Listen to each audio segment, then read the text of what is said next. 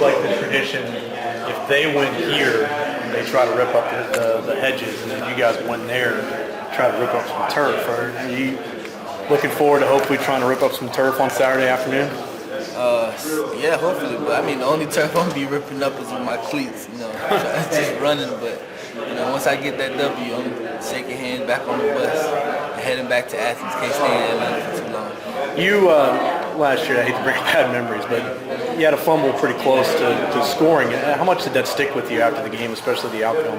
I mean, it stuck with me a lot. It's something that you're just not supposed to do. You're not supposed to give up turnovers when you're in a close game. But that's something I had to leave behind me and move forward. And just focusing on this one. Got to go into this game with no turnovers. Anybody on this team, you got to keep them off from being down. Coach Rick defined them as a 3-8 football team who very easily could be 8-3. What do you see from them? Oh yeah, definitely. They could have been 8-3. They beat a very good Florida State. So we got to go in this game with our mindset and ready to play. You can, being from South Florida, you can be further away from the Georgia-Florida rivalry. How long did it take you to kind of understand what it means, kind of, I guess, to the fans, but to the players as well? Since I came here, it helped me realize what type of rivalry this is. Because when I was in high school, I never really focused on the Georgia Tech rivalry game. But yeah, ever since I've been here, I seen that the Georgia Tech and the Georgia game is a big tradition here, and it's all about really winning. Yeah. How much of last year's game, thinking back of that, how much of that is the experience of like going that whole month, having to sit around, not play another game? It wasn't like a normal week, you didn't get a chance to play the very next week after you lost to Tech. How did that feel, losing that last game, waiting on Louisville for a whole month? I mean, it's a bad feeling. Any game that you lose, and especially losing a rivalry game, an in-state rivalry game, it's just a bad feeling because, you're going to run into Georgia Tech fans and just hearing what they have to say. But, I mean, ultimately, you just want to go out with a win.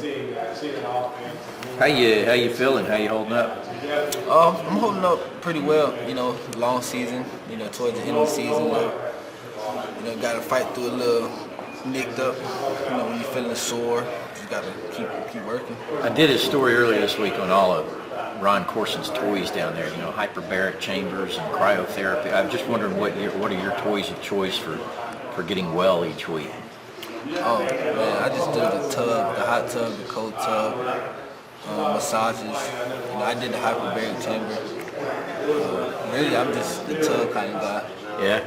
Does it help? I mean, if you needed it more toward that second half of the season than the first? Oh yeah, it helps a lot. And I used it the first half of the season too. I had to use it in camp. The first half of the season, it kind of helped me throughout the season. You talk a lot about wins and not yards, but you're only, I think, 63 or 73 yards away from rushing for 1,000 yards. How much would it mean to you to top that 1,000-yard mark for the first time in your career? Oh, I think hopefully it can mean more to Georgia than to me. But I mean, it'll be great to get 1,000 with a W. I mean, if I get 1,000 and we losing, that really don't mean nothing. So really, the win always gonna come first because you always want to be a winner. But 1,000 yards, can't complain. Got to be happy about that.